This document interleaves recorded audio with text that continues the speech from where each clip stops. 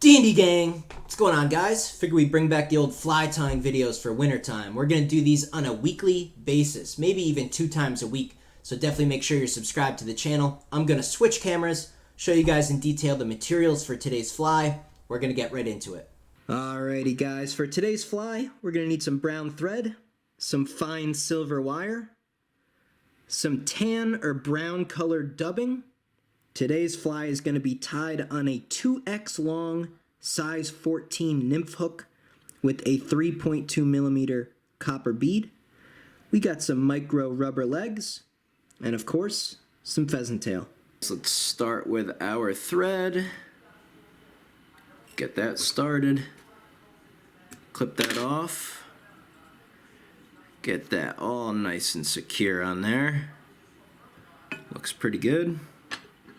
Next, we're going to take our wire here, tie that in right behind the bead, and we're just going to hold it, and we're just going to tie that wire all the way just past the point of the hook, right about to the point of the hook, just a little bit past it. You guys can leave that right there.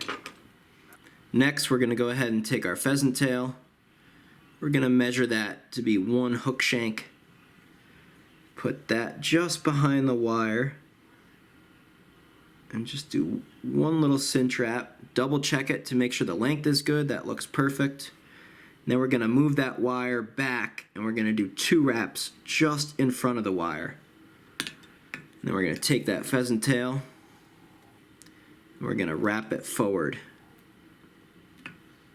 You can leave the thread right where it is because we're just going to wrap this right against that thread so everything's all nice and tight. Do 1 more here.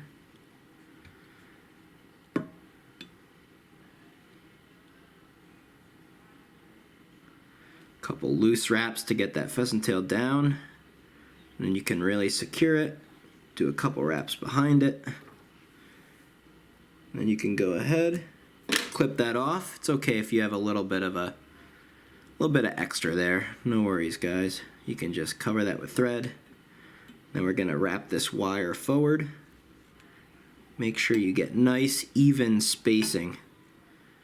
You want that to be nice and even, just like the segments on an insect. Do 1 more there. Go ahead and tie that wire off. 3 or 4 good wraps behind it. 3 or 4 good wraps right on top of it. And then you can go ahead and just helicopter that right off. Do some more wraps. We want these flies to be nice and durable. So now kind of your base is built here. Next up, we're going to take another little clump of pheasant tail here. Tie that right on top. Again, nice and even. Just like that.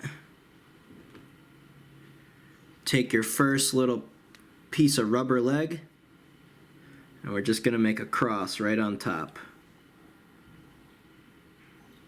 Just like that. And then our second piece.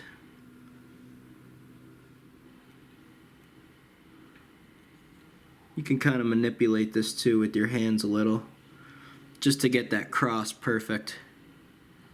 That looks pretty good right there. If they're a little bit uneven, you can affix it with the dubbing here on the next step. Do a couple wraps in front of those pieces of rubber leg just to make sure everything's secure and it's not going to go anywhere. Next up, grab your dubbing. We're going to go ahead and dub up our thread. You want this to be nice and thin. You can always add more. You want it to be nice and thin, not thick at all. You almost just want to color the thread with the dubbing. See how thin that is, guys? You want that to just be nice and thin and uniform. No clumps. If you have a clump, pull it out. Redo it. That's good for now. And then we're just going to do a couple wraps right in the middle on top of those legs. And then we're going to do 1 where we come up under the one on the side Then we'll go kind of over, down, across onto the other side like that. We'll do one behind both legs in the back, couple more right on top, and then we'll finish out right in front of the bead. Then we're just going to take this pheasant tail, pull that forward down on top of those legs. Going to do about 3 wraps on top, one right in front of the bead. Take our whip finish tool and literally just do a 2-turn whip finish right in front of the bead just to lock down the work we've done so far.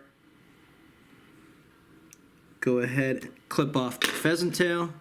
Then you can come in again with the whip finish tool and do a nice 5 or even 6-turn whip finish. Seat that thread, pull that nice and tight. You want this fly to take a lot of abuse. Then go in, trim the legs so everything's proportional. You don't want it looking too crazy, but you do want it looking buggy. And that's pretty good, guys. So there you have it, a finished DSP. Give this one a shot yourself. Pretty easy to tie, just focus on the proportions. And this is a great fly. Works 365 days a year. Nice heavy point fly, super buggy. Puts a lot of trout in the net for me, so give this one a shot. Drop me some comments below what you think of this pattern, and I'll see you guys in the next video.